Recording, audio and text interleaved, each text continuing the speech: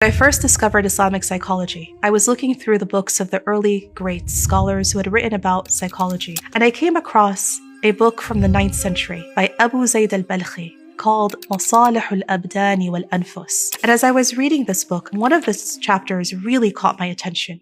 Today, as a trained psychiatrist, as reading this, I thought to myself, this looked like obsessive compulsive disorder, or OCD. And when I said this to my professor, he said, no, it can't be.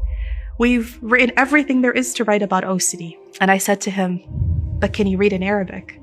He said, no. Can you? And I said, yes. And he said, well, then go translate it and come back.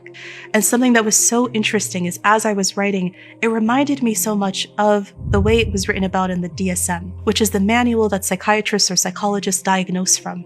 And I did a comparison between the DSM-5 and between al-Balkhi's criteria for obsessions. And side by side, you could see he got every single point correct. I took this back to our professor and he was ecstatic. And he actually advised to publish this, how Balkhi is likely one of the first in history to understand, classify, diagnose, and treat obsessive compulsive disorder. So we Muslims should also be proud of this legacy and understand our heritage and be able to rewrite the narrative correctly in making sure that Muslims are part and parcel of the history of psychology and its benefit going forward.